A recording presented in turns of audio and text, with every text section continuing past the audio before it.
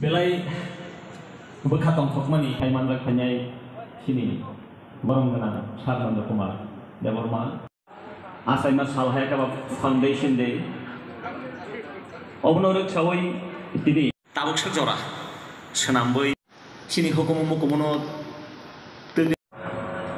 लोक संगीत, जनजातीय संगीत, लोक नृत्य, जनजातीय नृत्य हमारे भारत देश की आदिम संस्कृति है, आदिम धरोहर है और इस धरोहर का संवर्धन करना, इसका संरक्षण करना और इसका जतन करना यह हमारा कर्तव्य है। हम सभी नृत्य और संगीत के उपासक हैं। मैं भी एक नृत्य कलाकार हूँ, शास्त्रीय नृत्य कलाकार हूँ। हम सभी भारत के इस आदिम संस्कृति का, चाहे वह शास्त्रीय नृत्य हो, शास्त्रीय संगीत हो, चाहे वो लोक नृत्य हो, लोक संगीत हो, या जनजातीय नृत्य हो या जनजातीय संगीत हो, हम सभी इसको सीख रहे हैं। हमारी लगन है। इसका मतलब है कि हम सब में कुछ खास है। We are the class not mass. अगर ऐसा होता तो आम जनमानस सभी लोग लोक नृत्य कर रहे होते, सभी लोग शास्त्रीय नृत्य कर रहे होते, लेकिन ऐसा नहीं है।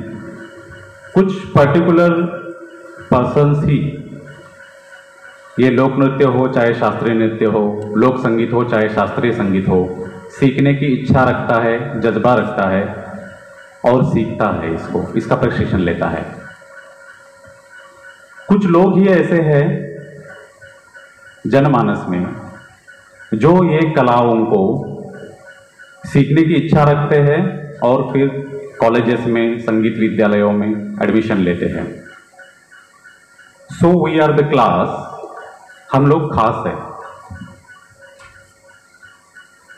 इस अवसर पर मैं एक बात और कहना चाहूंगा कि हमें कोशिश करना चाहिए कि अपनी लोक संस्कृति की जो उसका जो प्राचीनतम स्वरूप है, उसका जो स्ट्रक्चर है, लोक नृत्य का स्ट्रक्चर, लोक संगीत का स्ट्रक्चर, उसको एज इट इज बरकरार रखना चाहिए, जो हमें पुरखों के द्वारा हमें प्राप्त हुआ है और जैसा हमें गुरुजनों ने हमको सिखाया है, उसी रूप में हमको उसको प्रस्तुत करना चाहिए मंच पर।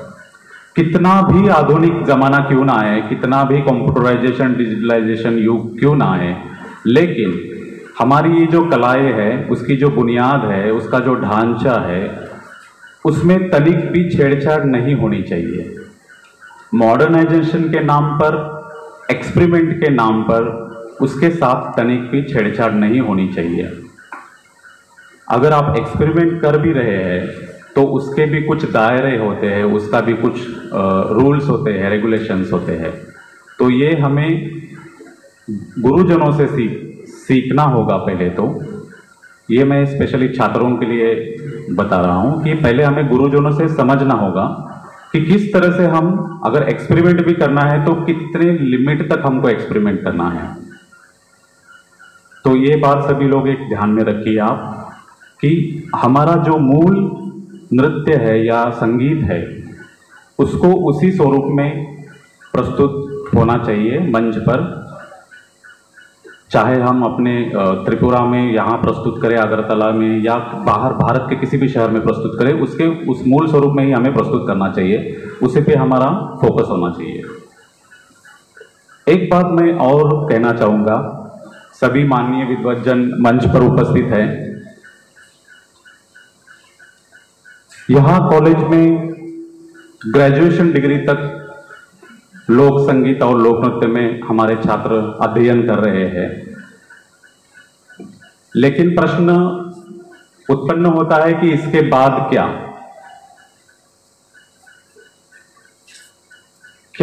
जिन स्टूडेंट्स को लोक नृत्य में ही रुचि है, लोक संगीत में ही रुचि है, जिनको आगे लोक नृत्य, लोक संगीत में ही कैरियर बनाना है आगे चलकर, पीएचडी लेवल पर, रिसर्च लेवल पर, तो क्या उनके लिए हमने कोई जॉब स्कोप पैदा किया है? क्या ऐसे कोई अवसर पैदा किया है हमने?